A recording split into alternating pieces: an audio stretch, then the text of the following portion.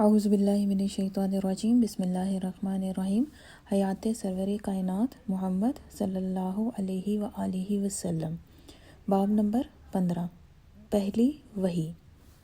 آپ صلی اللہ علیہ وآلہ وسلم کے مشن اور وقار و اعتبار کی اس خارجی علامت جو کعبہ کی تعمیر نو اور حجر اسود کے دوبارہ نصب کرنے کے سلسلے میں ظاہر ہوئی، اور جس کا گزشتہ صفحات میں ذکر ہوا، پر زیادہ مدت نہ گزری تھی کہ آپ صلی اللہ علیہ وآلہ وسلم کو طاقتور باطنی علامات کا بھی تجربہ ہونے لگا۔ یہ ان علامات کے علاوہ تھی جن کا احساس آپ کو پہلے ہی سے تھا۔ ان کے بارے میں جب آپ صلی اللہ علیہ وآلہ وسلم سے دریافت کیا گیا تو آپ صلی اللہ علیہ وآلہ وسلم نے رؤیائے صادقہ یعنی سچے خواب کے بارے میں بتایا، جو نیند کی حالت میں آپ صلی اللہ علیہ وآلہ وسلم کو نظر آتے تھے، اور فرمایا کہ وہ سپیدہ سحر کے نمودار ہونے سے مماثلت رکھتے ہیں۔ حوالہ بخاری، باب نمبر 1، حدیث نمبر 3۔ ان خوابوں کا فوری نتیجہ یہ ہوا کہ آپ صلی اللہ علیہ وآلہ وسلم خلوت پسند یعنی تنہائی پسند ہو گئے، اور آپ صلی اللہ علیہ وآلہ وسلم روحانی خلوت گزینی کے لیے کوہ ہرا کے ایک غار میں چلے جاتے تھے، جو مکہ کے مضافات سے زیادہ دور نہ تھا۔ یہ کوئی ایسی بات نہ تھی کہ قریش کو خاص طور پر عجیب معلوم ہوتی، کیونکہ خلوت گزینی اولاد اسماعیل علیہ السلام کے یہاں ایک روایتی عمل رہا تھا، اور ہر نسل میں ایک دو آدمی ایسے ہوا کرتے تھے جو وقفے وقفے سے کسی تنہائی کے مقام پر چلے جاتے تھے، تاکہ انہیں ایسی فرصت بہم پہنچ جائے جو انسانوں کی دنیا سے غیر آلودہ ہو۔ اس درینہ معمول کے مطابق محمد صلی اللہ علیہ وآلہ وسلم کھانے پینے کا کچھ سامان ساتھ لیتے اور مقررہ تعداد میں کچھ راتیں اللہ کی عبادت کے لیے وقف کر دیتے۔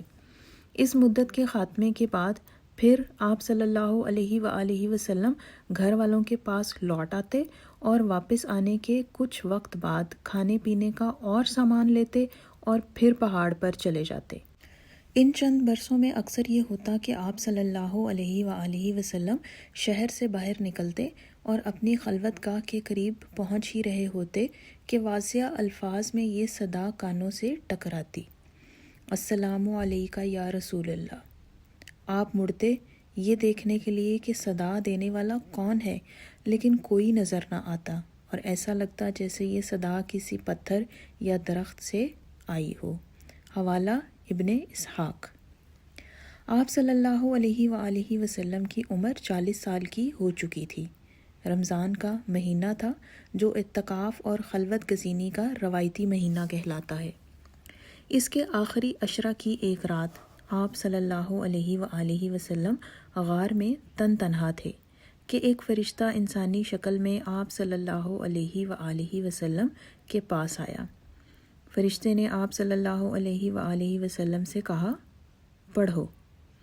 آپ صلی اللہ علیہ وآلہ وسلم نے کہا، میں پڑھا نہیں ہوں۔ اس کے بعد جیسا کہ خود آپ صلی اللہ علیہ وآلہ وسلم نے بیان فرمایا، اس نے مجھے پکڑ کر زور سے بھینچا کہ میں نڈھال ہو گیا، تب اس نے مجھے چھوڑ دیا، پھر کہا، پڑھو۔ میں نے وہی جواب دیا۔ اس نے پھر مجھے زور سے بھینچا، میں نڈھال ہو گیا۔ اس نے مجھے چھوڑ دیا اور کہا، پڑھو۔ پھر میں نے وہی جواب دیا۔ تب اس نے تیسری بار جیسے پہلے بھینچا تھا ویسے ہی بھینچا، پھر چھوڑ دیا اور کہا، پڑھو اپنے رب کے نام کے ساتھ جس نے پیدا کیا، جمے ہوئے خون کے ایک لوتھڑے سے انسان کی تخلیق کی۔ پڑھو اور تمہارا رب بڑا کریم ہے، جس نے قلم کے ذریعے سے علم سکھایا، انسان کو وہ علم دیا جسے وہ نہ جانتا تھا۔ سورۃ العلق، آیت نمبر 1 تا 5۔ آپ صلی اللہ علیہ وآلہ وسلم نے یہ الفاظ فرشتے کے ساتھ زبان سے ادا کر دیے۔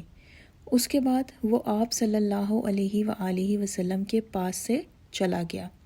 آپ صلی اللہ علیہ وآلہ وسلم نے فرمایا، ایسا معلوم ہوتا تھا جیسے یہ الفاظ میرے دل پر تحریر ہو گئے۔ حوالہ بخاری، باب نمبر 1، حدیث نمبر 3، اور حوالہ ابن اسحاق۔ لیکن آپ صلی اللہ علیہ وآلہ وسلم کو اندیشہ تھا کہیں آپ صلی اللہ علیہ وآلہ وسلم جن کے زیر اثر آئے ہوئے شاعر تو نہیں ہو رہے ہیں، یا کوئی روح تو آپ صلی اللہ علیہ وآلہ وسلم کے اندر حلول نہیں کر رہی ہے۔ آپ صلی اللہ علیہ وآلہ وسلم غار سے تیزی کے ساتھ چل دیے، آدھا راستہ طے کر چکے تھے اور پہاڑ کے ڈھلوان پر تھے کہ بلندی کی جانب سے آپ صلی اللہ علیہ وآلہ وسلم نے آواز سنی۔ کوئی کہہ رہا تھا، اے محمد صلی اللہ علیہ وآلہ وسلم، آپ اللہ کے رسول ہیں اور میں جبرائیل ہوں۔ آپ صلی اللہ علیہ وآلہ وسلم نے نگاہ آسمان کی جانب اٹھائی، دیکھا تو وہی فرشتہ موجود تھا جو آپ صلی اللہ علیہ وآلہ وسلم کے پاس کچھ پہلے آیا تھا۔ اب بھی پہچانا جا سکتا تھا، لیکن اب فرشتہ کی شکل میں تھا جس نے پورے افق کو ڈھانپ رکھا تھا۔ اس نے پھر کہا، اے محمد صلی اللہ علیہ وآلہ وسلم، تم اللہ کے رسول ہو اور میں جبرائیل ہوں۔ نبی صلی اللہ علیہ وآلہ وسلم اس پر نگاہ جمائے کھڑے رہے۔ اب آپ صلی اللہ علیہ وآلہ وسلم نے رخ موڑ لیا، لیکن آپ صلی اللہ علیہ وآلہ وسلم جدھر رخ کرتے فرشتہ ادھر موجود ہوتا۔ سارے افق کو محیط تھا، شمال ہو یا جنوب، مشرق ہو یا مغرب۔ بالآخر فرشتہ مڑ کر چل دیا اور نبی صلی اللہ علیہ وآلہ وسلم ڈھلوان سے اتر کر اپنے گھر آ گئے۔ مجھے اڑاؤ، مجھے اڑاؤ، آپ صلی اللہ علیہ وآلہ وسلم نے خدیجہ رضی اللہ تعالی عنہا سے کہا۔ حوالہ بخاری، باب نمبر 1، حدیث نمبر 3۔ معلوم ہوتا تھا آپ صلی اللہ علیہ وآلہ وسلم کا دل اب بھی کانپ رہا ہے۔ وہ گھبرا رہی تھیں، لیکن آپ صلی اللہ علیہ وآلہ وسلم سے سوال کرنے کی ہمت نہ پڑ رہی تھی۔ جلدی سے ایک چادر لائیں اور آپ صلی اللہ علیہ وآلہ وسلم کے اوپر ڈال دی۔ لیکن جب خوف کی شدت کم ہوئی تو آپ صلی اللہ علیہ وآلہ وسلم نے جو کچھ دیکھا اور سنا تھا وہ سب ان سے بیان کر دیا۔ خدیجہ رضی اللہ تعالی عنہا آپ صلی اللہ علیہ وآلہ وسلم سے تسلی اور اطمینان کی باتیں کرنے کے بعد اپنے چچا زاد بھائی ورقہ کے پاس گئیں۔ ورقہ اب بوڑھے اور نابینا ہو چکے تھے۔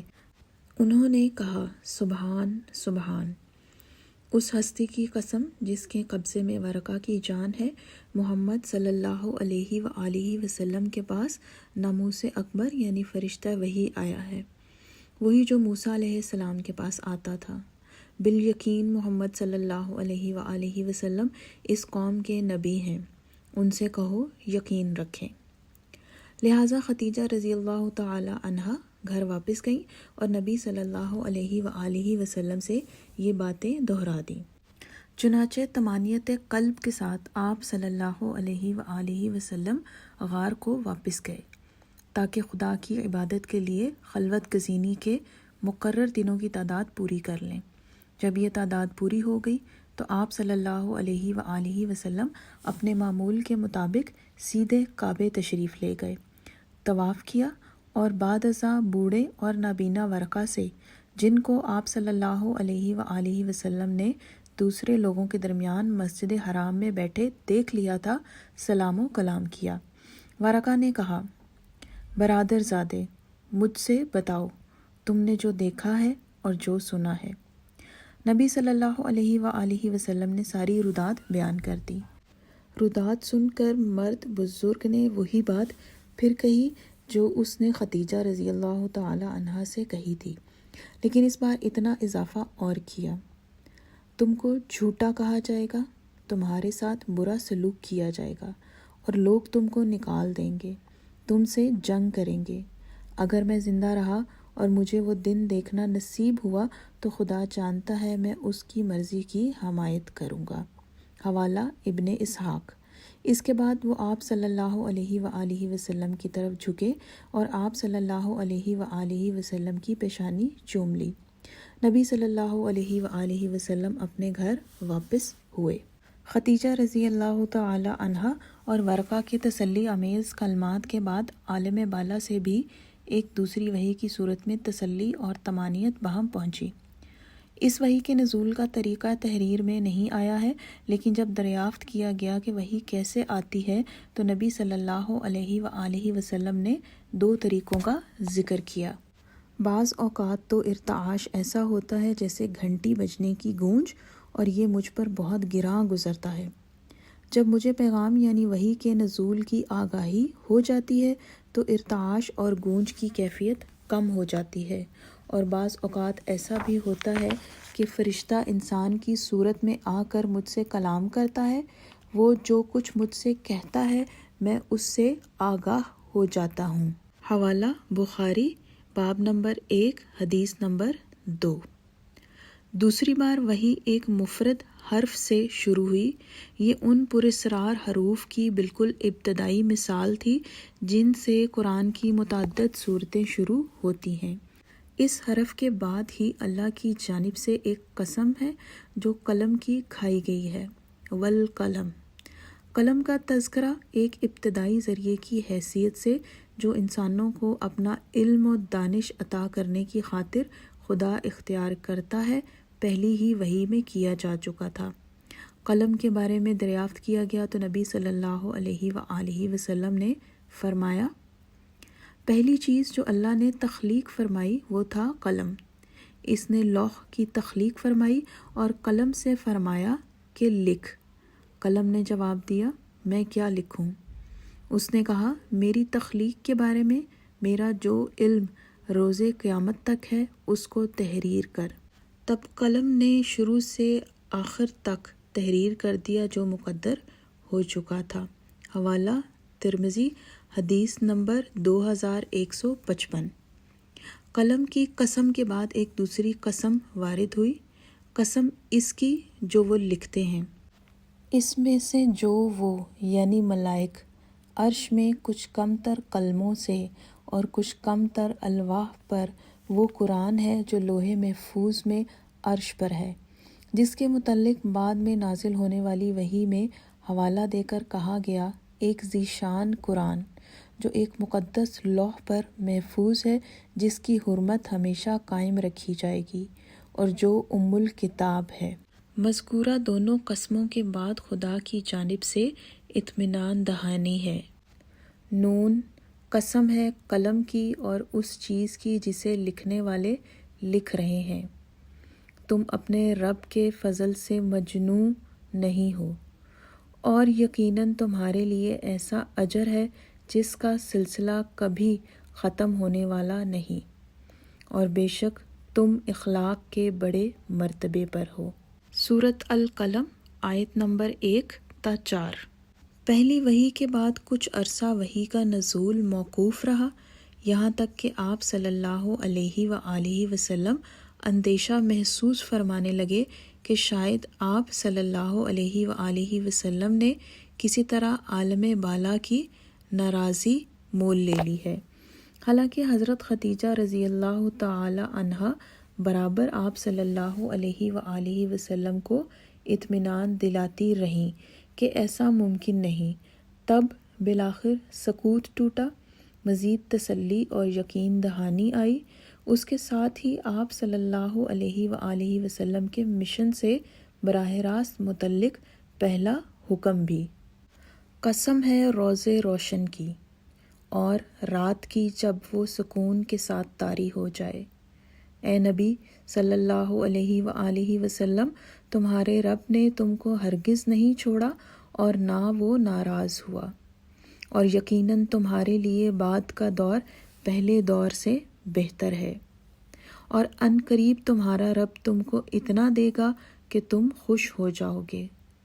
کیا اس نے تم کو یتیم نہیں پایا اور پھر ٹھکانہ فراہم کیا، اور تمہیں ناواقف راہ پایا اور پھر ہدایت بخشی، اور تمہیں نادار پایا اور پھر مالدار کر دیا؟ لہٰذا یتیم پر سختی نہ کرو اور سائل کو نہ جھڑکو، اور اپنے رب کی نعمت کا اظہار کرو۔ سورۃ الضحیٰ آیت نمبر 1 تا 11۔